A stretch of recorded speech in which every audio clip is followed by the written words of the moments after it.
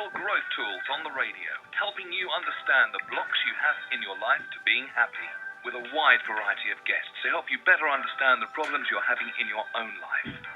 Whether you're depressed, poverty-stricken, suffering ill health, or confused about how to take the next step, discover products, services, and information that will enable you to grow with grace and address issues that are preventing you from happiness, health, or abundance. Go to spiritualgrowthtools.co.uk and find out what's holding you back. Well, hello everyone, and you are listening to Spiritual Growth Tools on the radio, where we discuss spiritual growth, what that means, and how it can help you to move forward through the blocks that you have to health and happiness. I'm your host today, Caroline Nettle, and today's guest is Lorna Byrne, and I'm so thrilled that you're on with me today, Lorna. Welcome. Thank you. It's a pleasure to be here talking with you. Bless you. Okay, so I just want to say I first came across Lorna when I read Angels in My Hair, which is now an international bestseller. It's been translated into 26 languages and has been published in more than 50 countries. She's also written Stairways to Heaven, which is also an international bestseller. A Message of Hope from the Angels, which is her third book, is a Sunday Times #1 bestseller. All this from a lady who really struggled to read and write when she was a child, so it's just such a phenomenal success, and I'm so thrilled to be talking to you about it today. So she travels the globe speaking and spreading hope and discussing the angels and what she sees. And one of my favorite quotes when I was researching you today, which comes from the Daily Mail, is, "The world has discovered a modest mystic that it might do well to listen to," which I just think is wonderful. So Lorna, welcome. And what I'd love you to do, if you don't mind, is just to introduce yourself to people, because there may be some people listening tonight who aren't sure about who you are. So tell us a little bit about yourself. I love that question now, to tell a little about myself. To me, I'm just an ordinary person, but many people say I'm not, but I would still insist I am. From the time I was an infant, I have seen angels physically, and I see them physically every day, as I would if you and I were in the same room together. You would see me and I would see you, but I would see your guardian angel as physically as I would see you, or any other angel that might be there in the room with you. To me, all this is just normal and natural, and I always say I don't know why God chose me and not you, and especially when I do have learning difficulties. That word I still can't pronounce. I'm dyslexic. I don't know if I'm even saying it right now. So I still have great trouble reading, and I couldn't read at the time that I started to write the books, and that is a huge miracle. I always remember the angel Michael, coming up behind me and saying to me when I was wheeling my daughter home in her pram. I was married and all at this time, and saying that, it's getting near time for you to write about God and us. And the angels have been saying that to me literally all my life, and even that day I just stood and looked at him and kind of laughed and just said, how on earth does God expect me even to write one book when I can't read or write?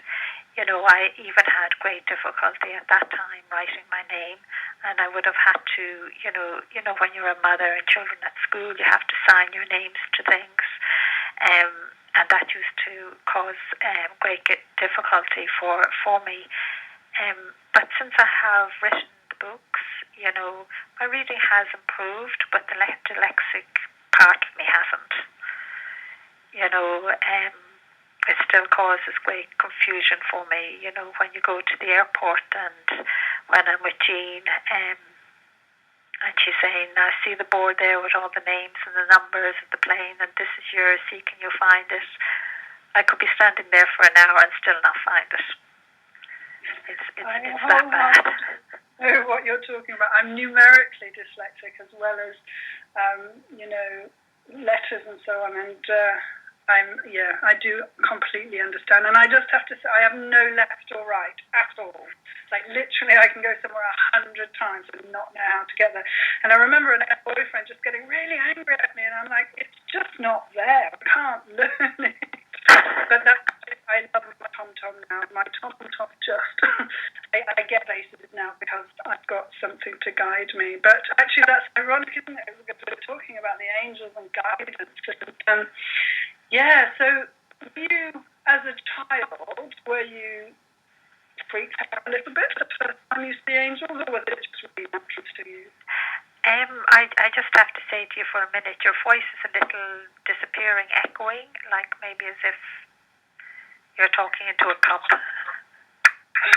Okay, I'm sorry about that. Is that a bit better? It's a little better. It was perfect earlier on. I don't know what has happened. I'm wondering if it's Skype. I'm afraid there's not very much I can do about that. Okay. No, I just trying to make out the question that you asked. Okay. I think. Did you ask how? Yeah. How was it when you first saw angels as a child? Was it a little bit frightening, or? No, not at all. It wasn't frightening at all. You have to remember, I thought my mom and dad and my sister and any other family that was around, I thought at first they could see them.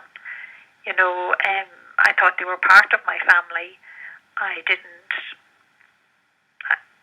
That's why I say it's normal and natural. It was only. It was really the time when I was about 2.5. Around that age, when I was playing with my little brother, that the angels had said to me, I must keep it a secret. And why they said that was because my little brother was older than me, and we were playing in front of the fire, and his back was to the fire, and he was quite close. And he had said, the flames don't bother him. And when we were playing, our hands touched. It was like as if his hand went into mine or mine went into his. And that's in the book, Angels in My Hair. Yeah. And it was at that stage that the angels had said that my little brother, he was a soul. He wasn't an angel, and they were angels. But I was to keep it a secret. And I always remember when that happened, laughing and giggling in that way. No, the angels, I've never been afraid. I can't imagine why somebody would be. No. I actually find that part hard to understand. But then, I'm used to seeing the angels, and they always look very beautiful, very perfect, and yet also different. And I know at times I try to describe them within the books, and sometimes I find it very difficult. And I know I wouldn't be able to describe them, only for they give that human appearance, and I always say it, within themselves. And that's what I'm able to describe, plus other little pieces that I can put human words on. Yes, I imagine it must be quite challenging because, as far as I know, you're the only person on the planet that does see angels. Would that be fair? Yes, I have asked the angels, and I've asked God as well, does anyone else see them physically as I do myself in that way? And I've been told no. I would meet lots of times. I would meet, a man or a woman, and they would say, Lorna, we see angels as well. And then they would start talking to you and telling you how they see angels. They wouldn't see them physically, but it's like sometimes, they might see them in meditation or get the feeling of them or visualize them in that way. I don't know why I'm the only one that sees them. I know very young children, babies see angels, but I know they lose that because of the world around them. I know the elderly often see angels. I've met many an elderly person who would say to me, Lorna, I've seen an angel. There was an angel helping me this morning. And they could describe the angel, or part of the angel. But I always smile because they would say, I daren't tell anybody, not even my son or my daughter, or, because they'll think I'm going Lula and they'll put me into a nursing home, So I always smile at that. I always remember one elderly lady, and she was 80, and I think it was on the Isle of Man, and I was given a talk, and when I had said that story, she said, "Now, by the way, Lorna," she put her hand up, "I'm going to have the courage and say, even though my daughter is here, I'm going to have the courage and say, I have seen an angel." And please God, my daughter doesn't put me in a nursing home. And everyone started to laugh, and her daughter gave her a big hug. And that is the thing. Very young children, because you have to remember, babies have only come from heaven. And of course, it's just that the world, in a sense, knocks it out of them. As soon as a child starts to understand what a mom and dad is saying to it, and the mom and dad, or the granny or a sister or brother will say, this little toy is real. And if a child sometimes speaks about something, sometimes the child is told, "Oh, don't be so silly. That's nonsense. Don't be telling lies." But young children often give messages, to parents all of the time. And I always say, if a child does that, if your child is sitting on the floor playing with toys or at the table and says something to you, and you're kind of a little astonished, how did little Johnny know that, or why did little Johnny say that? I would always say to you, don't question them. Yes.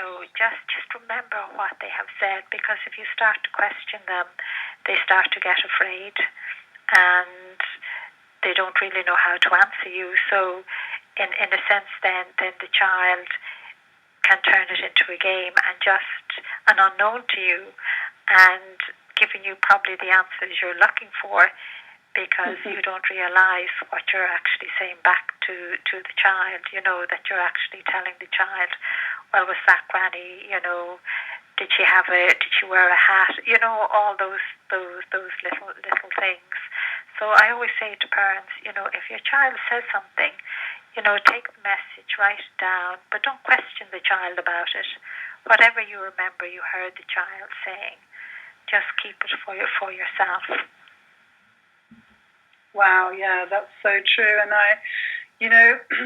I'm a body talk practitioner, and in body talk we say that up until the age of 7, children sort of are jumping in and out of their soul a little bit, going back home sometimes when they sleep if they need to. And so I'm always encouraging, children to say exactly what's on their mind.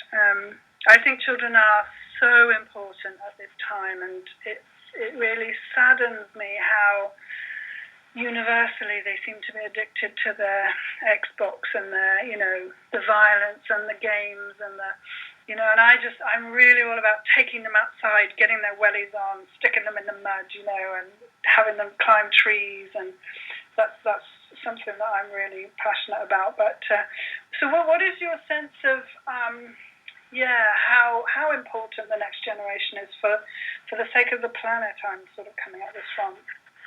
I think the next generation is very important. We have lost, our children have lost, because they have been told for so long that material things are the most important things. So we've gone backwards instead of forward, and that is why it's so important now for children to be aware of the spiritual side of them. It's actually very simple. All that you have to do is, and it doesn't matter what faith you are, what religion you are, or whether you believe in God or not, just to always tell them that they have a guardian angel. Or sometimes a person might say, depending on what part of the world they live in, to say to them, you have a guide with you that never leaves you for 1 second, because your guardian angel never leaves you for 1 second. So you're never alone. And I have been shocked to hear from so many children, very young children now, even under the age of 7, 8 years of age, 10, 12, right up, and even teenagers saying that they never knew they had a guardian angel. but it's like as if, young children that become aware of having a guardian angel, it's like as if they become aware as well of more of the things all around them. They would rather go out into nature and play. They would rather, plant that plant, or, take care of something within nature itself. They become more open within that way, and I believe that is their guardian angel, because children listen to their guardian angel. They don't ask questions. They don't say why. Why not? They don't keep on saying what's in it for me. If the guardian angel says something to them, try and fix that, or take that, don't put that, piece of dirt into the water. They won't. They'll put it somewhere else where the guardian angel would tell them it's safe. And I think an awful lot of children now in the world, they are, because of parents themselves becoming aware of their own guardian angel, and so many parents are telling their children that they have a guardian angel, and reminding their children every day when they go off to school, or go off to play a sport or something like that, or off with their friends. I would often hear from young children saying, I was having problems in school with some of my friends. They were bullying me, or they were a bit pushy, or they weren't talking to me, or we had a little row, and I asked my guardian angel to help, and it all got sorted. And that is the important thing. I always say to adults, try and be like a child. Don't say, don't say what's in it for me. Why should I do that? Why should I, look after that? Why should I care? Adults ask those questions. Children don't. Yes, that's true. And my parents did their very best, bless them, but they were brought up, just after the war. Everything was in real scarcity, and I know that for me, I said something perhaps I shouldn't have said to a lady, which was a sort of a psychic message, if you like, when I was about 4 in church, about her husband, and he died the week after, which is what I told her.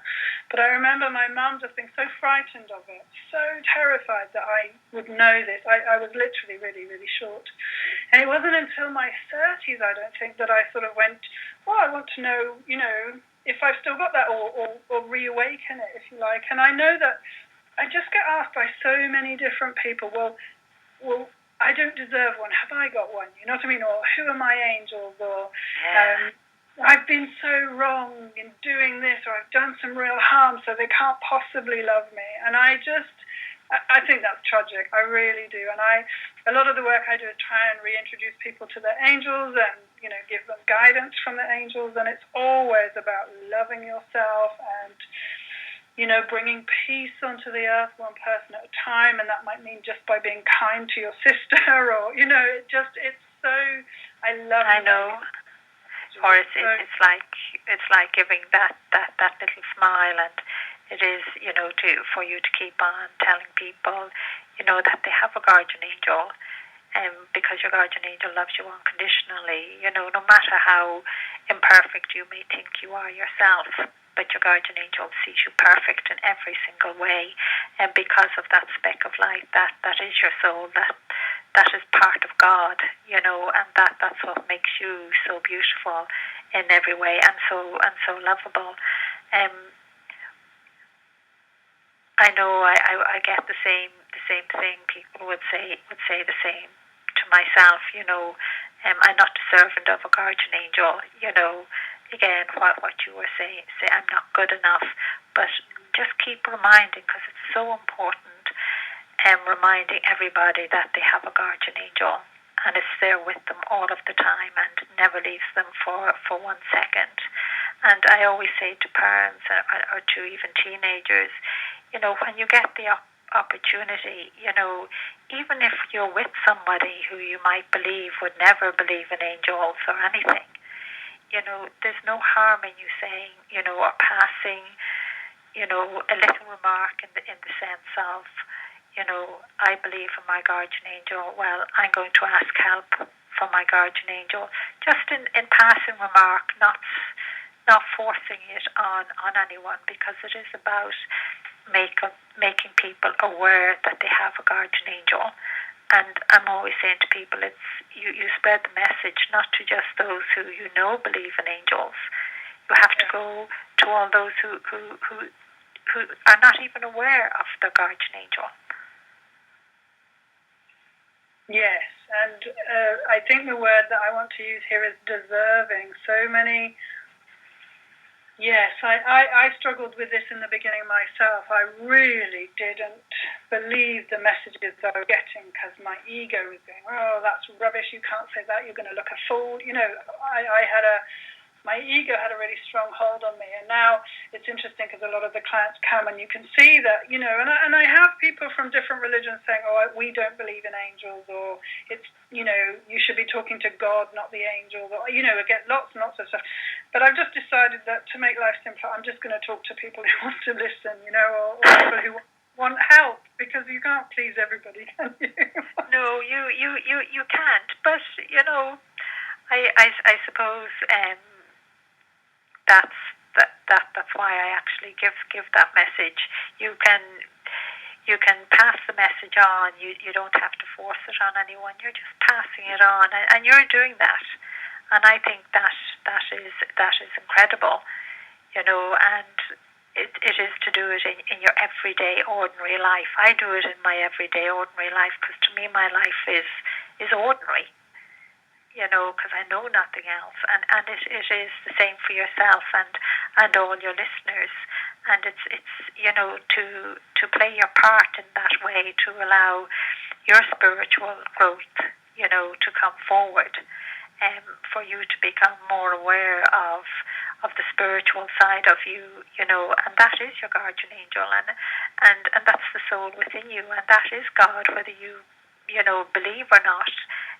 We're not just flesh and blood. We have a spiritual side as well.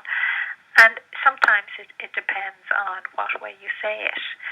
So I suppose when you have different people in front of you, and there are different faiths and different religions as such, just ask your guardian angel. And I would say this to everybody, just ask your guardian angel to help you to say it in the way they will understand it. Yeah. But yet not forcing anything on them, and yet making it so natural that it's part of your everyday life, because so many people of different faiths and different religions, faith and religion, they go together. Some people would say they have great faith in God, but they don't belong to any religion, in that way. But, in some religions, people are afraid to even say what religion they belong to, or even to say the word God, or even to say a prayer in public, or even to let their friends know, because in a sense they are afraid of being ridiculed or laughed at. Oh, you believe in God, I saw you muttering a little prayer to yourself, I caught you in that way. But we shouldn't be afraid of the spiritual side of us, because it's actually very real, and that's what we need to remember, because we're flesh and blood, but we have that beautiful soul, and God gave us a guardian angel as well, as that gift to be with us all of the time humanly, and to bring our soul back home to God when our human body dies. But we don't die. We live, and your guardian angel goes with you, and it's all the good you can do in the world today. How loving and kind you can be to those around you, your family, your friends, even your clients that come to you, in that way. I think one could go on and say more and more, but I better let you ask something else. No, honestly, I'm just sitting here grinning. What what a wonderful message of hope that was. Okay, so one of the things I wanted to ask you about, you say your life is ordinary, but I was, looking at some of the stuff on YouTube, and you are traveling all over the place, being spoken to by amazing people, and I'm so thrilled that you are getting the message out there about the angels and their love. But I wanted to talk about, I've just been given a project which is terrifying me, and I know I should do it. And I wanted to talk to you about how they pushed you out of your comfort zone. For example, writing a book when you didn't know how to, or going and speaking in front of huge audiences. Talk to me about when they say things that make you a little scared. Well, I would have to say, every time I go on stage to talk in front of a large number of people, I'm always scared. I'd be a nervous wreck, and I'd be giving out to my guardian angel, and to all the angels that would be around me, and I would be praying at the same time. And that is why, I don't know if anyone has ever noticed, but I usually get the interviewer to go out first, and I go behind them. Okay. It's just something I do. But when I get on the stage, when I get up there to talk, God takes that nervousness away. It disappears. I find and to me, that is an incredible thing. Well, you have such an important role to play right now. I think it's, if he wasn't on your side, then you might be in a bit of trouble. But he's obviously got your back. Well, I think so. Sometimes I do think not, but sometimes, yes. I know when I was to write the first book, Angels in My Hair, that was very frightening, because one of the things I was afraid of was that I couldn't read or write. But I was afraid of being ridiculed and laughed at, because, I was considered retarded as a child, as even an adult, as even a mother. So I was very much afraid of being ridiculed and laughed at. But yet, what would I say? The angels, even as a child, right through my life, were all the time saying that, I was to keep it a secret. I was being reminded about that, every couple of days, keep it a secret. You mustn't say anything. But that one day I would write, and I would write about God and us, and that was them. And I always knew that I didn't have free will there, if you understand. That one day I would have to write, but I knew as well that God would choose that time. It actually wouldn't be a time that I would choose, because you have to remember, I often say to God, even today, and to my guardian angel, and even to Michael and Moses and Elijah, all the angels that to be with me at different times, why didn't God let me do this, when Joe was alive, my husband. So we wouldn't have been so poor. We would have had the simplest of things, food on the table, not having the electricity being cut off, and all of those things, what so many families went through at that time, and so many families are going through that now today.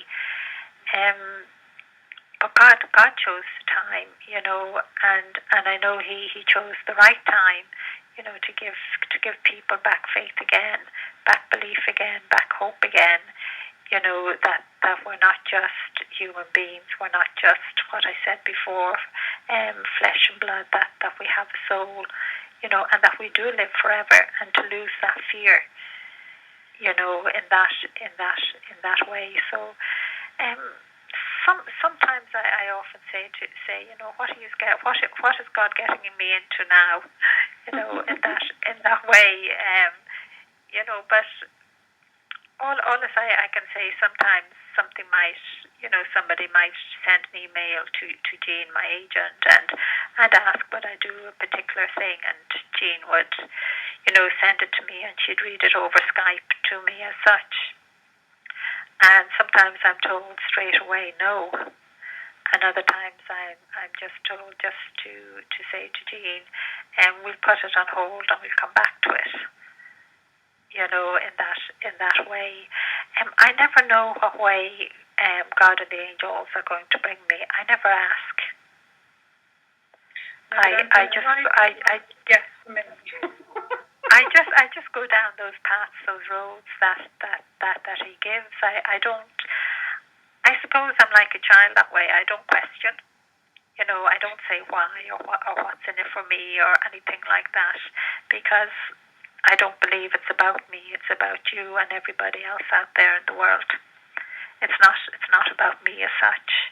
You know, it's about those messages for all of you, and what effect each message that you receive through the books I have written. Like, always remember writing Angels in My Hair, and you know, when it was finished, it took 4 years, and you know, saying, well, surely I'm not going to be asked to do anything else, you know, and then hearing back that there were so many messages in the book, in Angels in My Hair. I never realised there were so many messages, that when people read it, they felt, you know, that it was especially for them. Yeah, it was pretty powerful. I remember it was before I trained to do angel readings, but it spoke to me on such a deep level. So I have to thank you for that.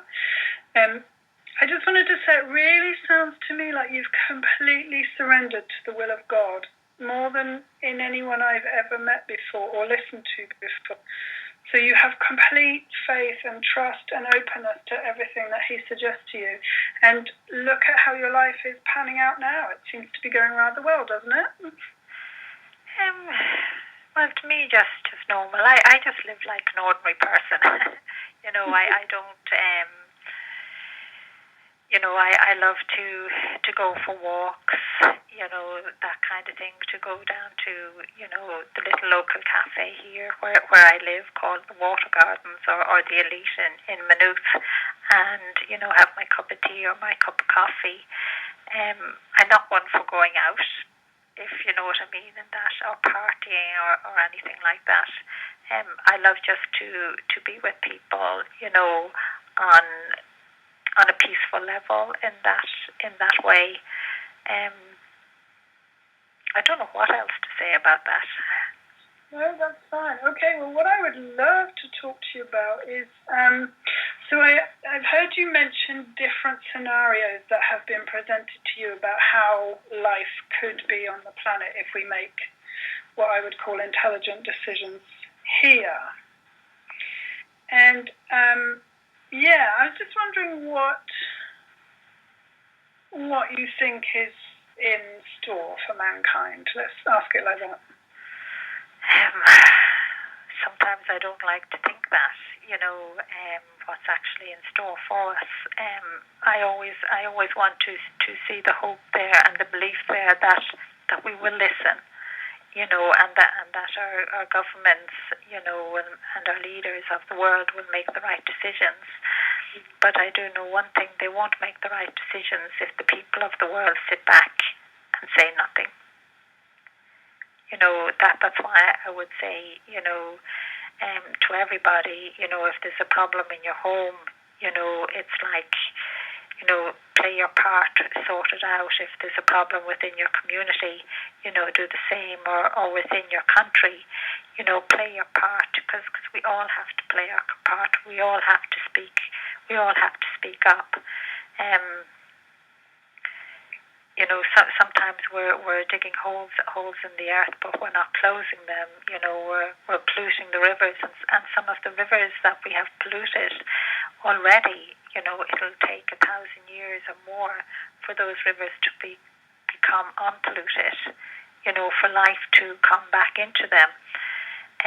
But they may not get, you know, that 1,000 years if we don't look after this planet. We have to remember our planet is a gift from God as well, you know, and Angel Jimison is an angel I see quite often, you know, doing his best to help us, and yet at times he's the only angel that I've ever seen get frustrated.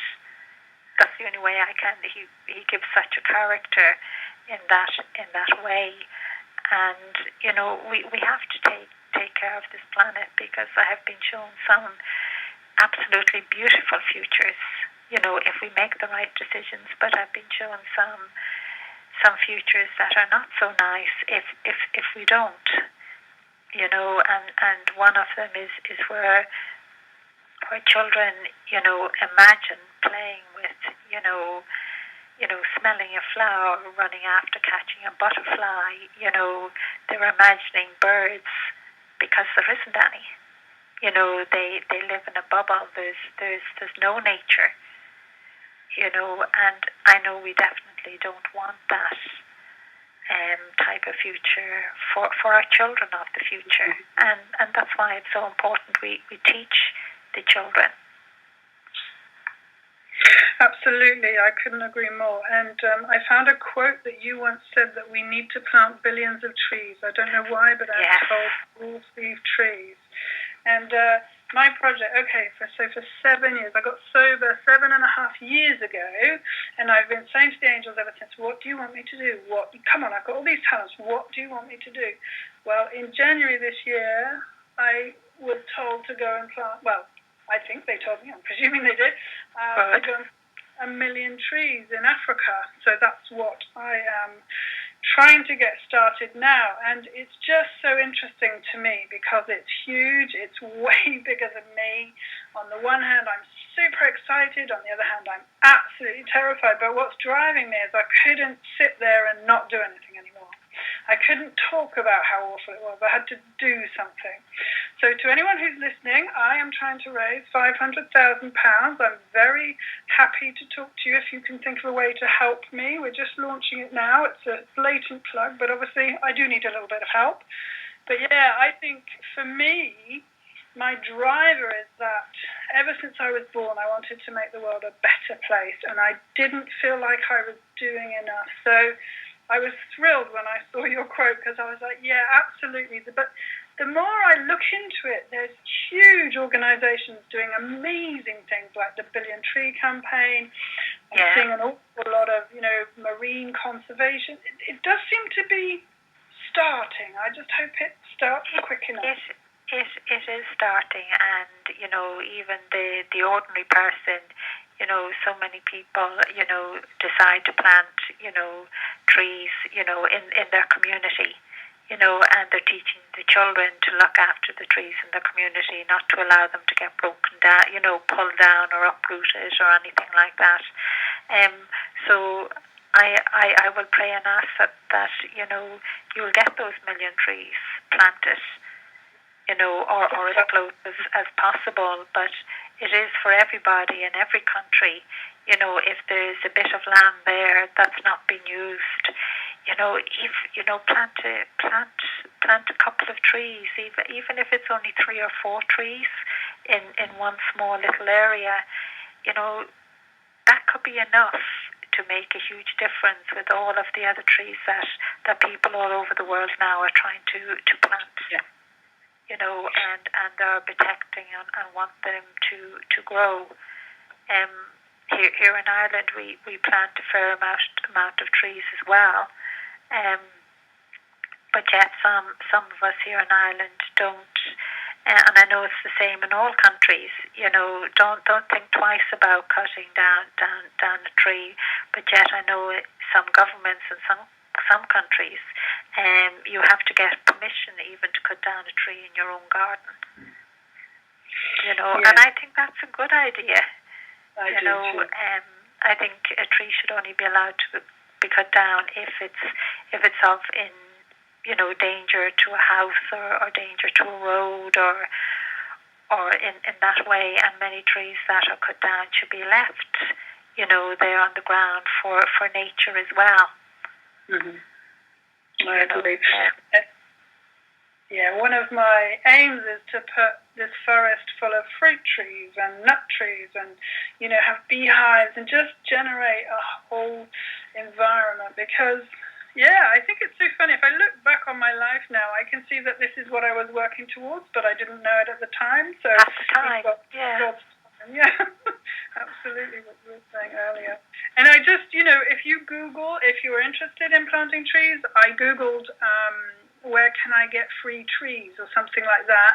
And there are organizations where you can apply to them and get trees in lots of different places, not necessarily where you are, but it's really worth Googling. I think put as many trees in the ground as you can, definitely. So, what else are you... What is your main message then?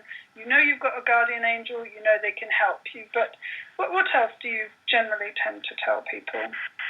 I tell people to play their part, what I was saying earlier, and, for protecting the planet. And I would tell parents, so many times I'd have a young man or woman or someone older, and they would turn around and say, what's my destiny in life? And I do tell them, we have many destinies, not just one in life, but the most important one is actually being a parent, and yet some parents do feel, but that couldn't be. I'm just a mom, I'm just a dad. It couldn't be the most important thing, but it is, because our children are the future. And they are the most important thing, and it's one thing we forget. And parents and grandparents and aunts and uncles and school teachers, and even, best friends help to mould the children of the future. And that is why being a parent is the most important job in the world. More so than being the President of America or being famous, or being a great scientist.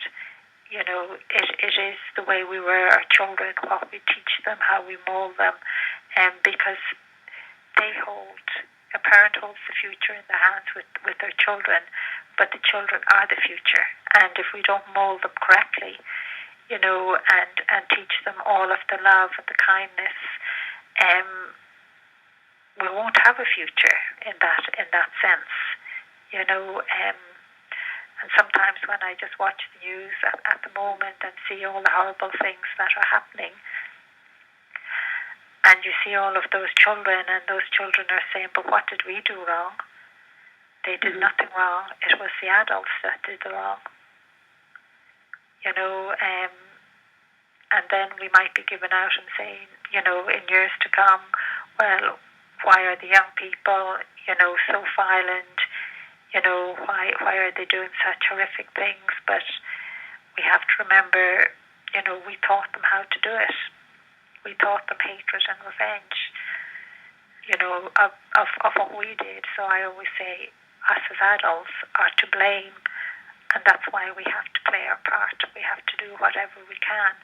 And, the other spiritual side of us is to pray. Prayer is powerful. It can move mountains. And the more you pray, even if you're praying walking down the road, or going for a bus, or you're on a plane and you're just saying a little prayer to yourself, that fills you with great peace. Mm-hmm. It does make a difference in your life. And again, spiritually, I would say, don't question. Your guardian angel will never ask you to do anything wrong. God will never ask you to do anything wrong. And I would always say to people, try and just do what God asks you to do. But always remember, He would never ask you to do anything wrong. He'd never ask you to hurt anyone or be mean or selfish. And the same with your guardian angel. If you're doing those things, you're not listening to your guardian angel. Yes, I agree. And I'm going to admit something to you now, Lorna. One of the things that everyone who knows and loves me well says, I always say I'd love to just have my guardian angel sit down with me for an afternoon so that I can ask all my questions.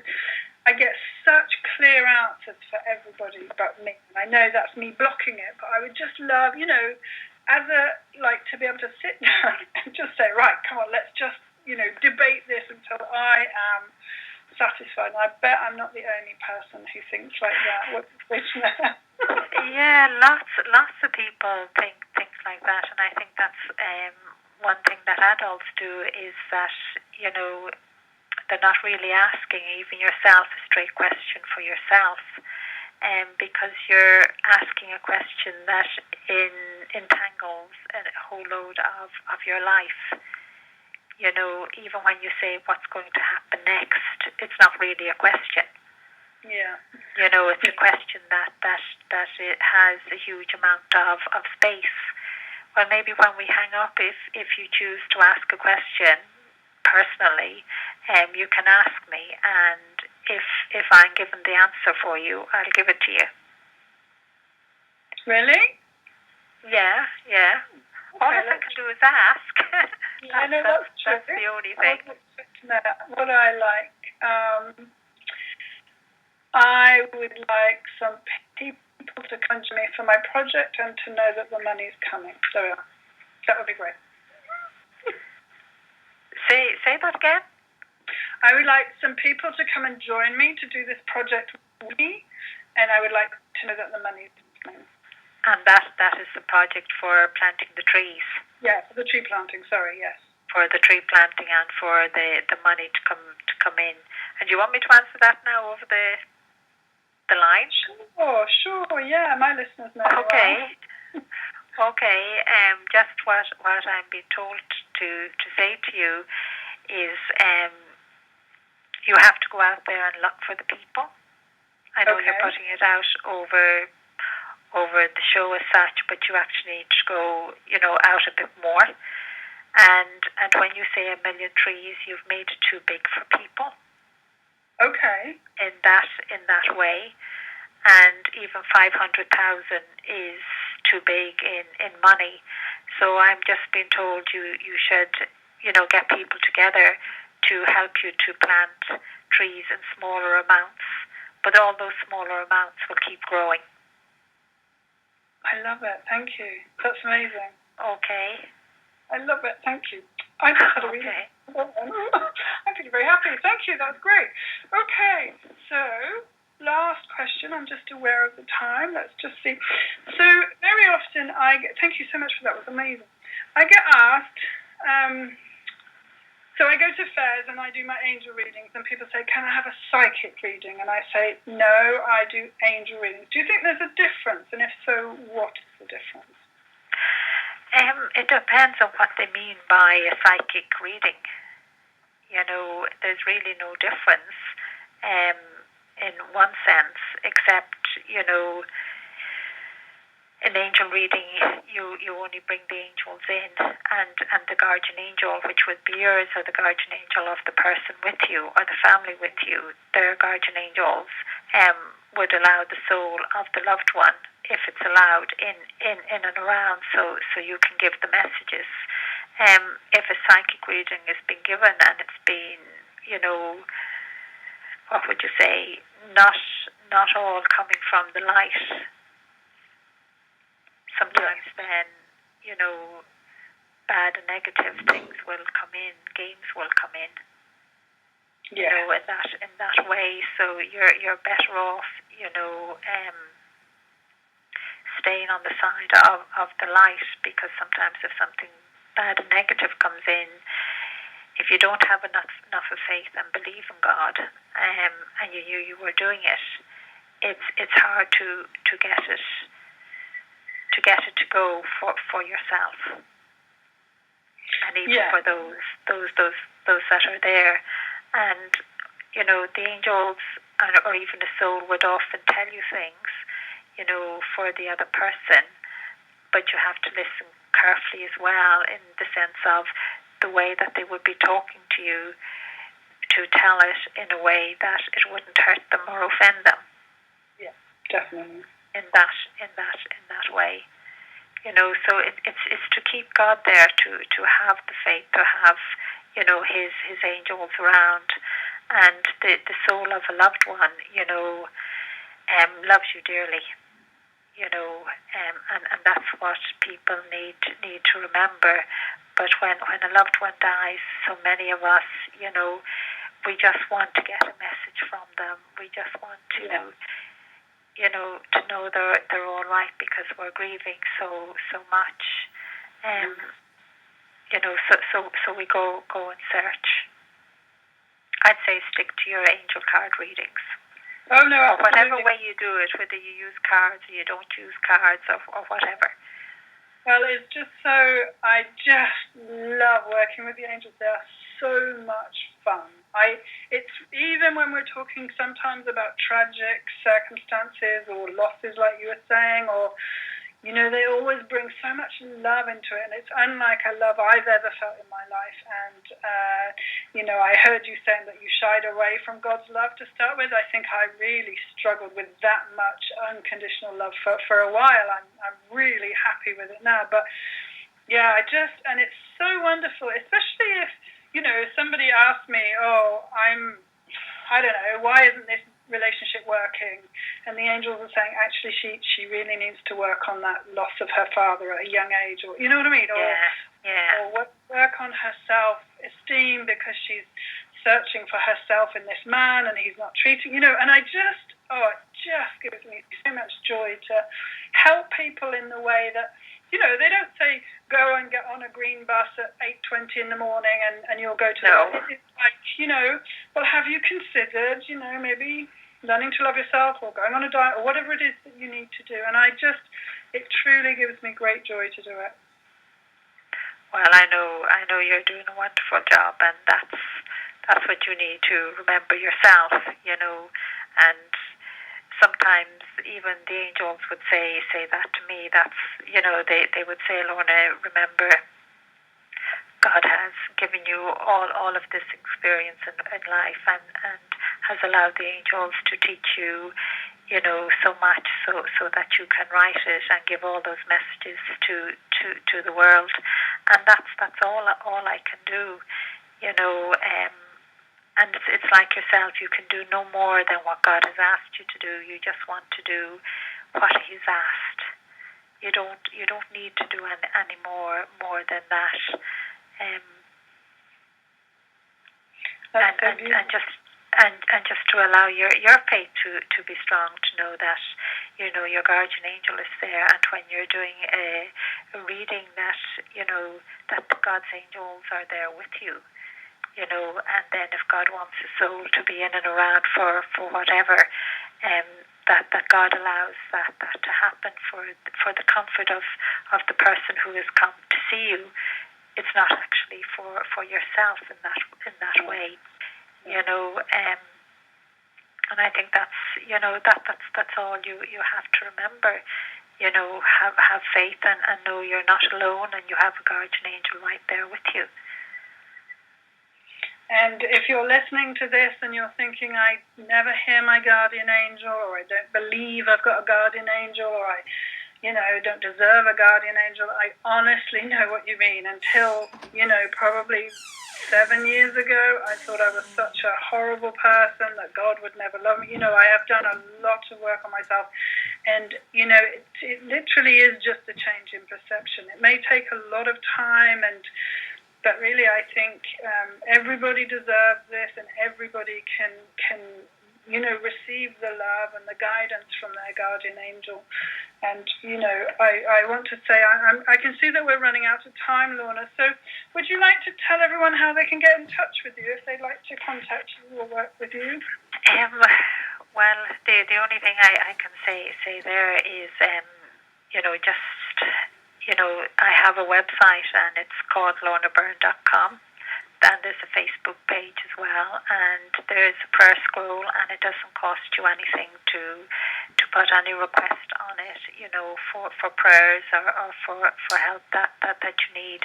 I don't be in contact with people as individuals, because what God has me doing is getting the messages out there to as many people as possible. That's why I only do the talks and write the books.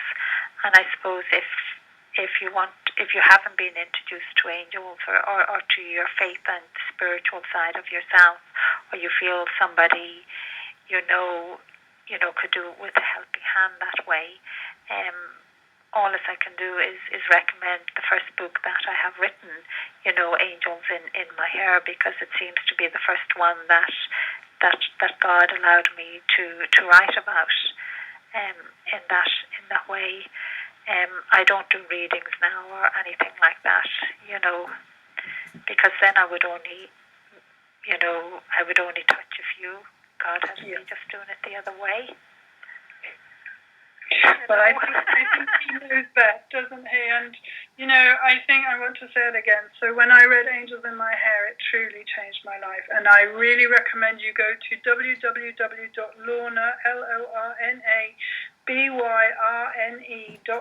lornabyrne.com. Like she said, there's a prayer scroll on there. I put my family on there 2 days ago, I think. And also she's got is it a meditation CD? I think it's a meditation. There's I forgot all about that. There's a meditation CD on sale on the website.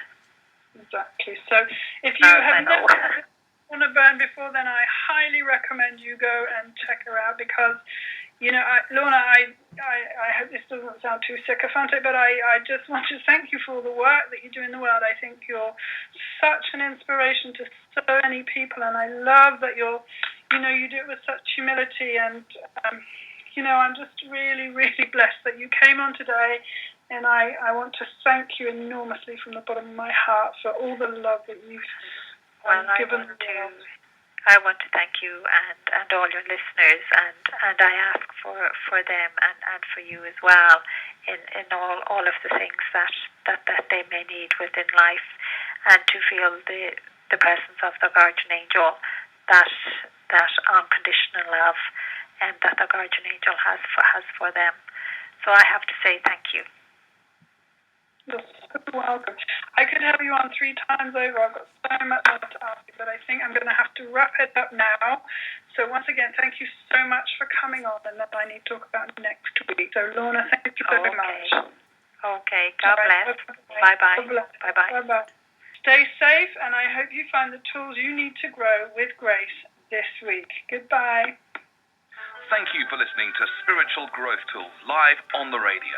For more information, go to spiritualgrowthtools.co.uk.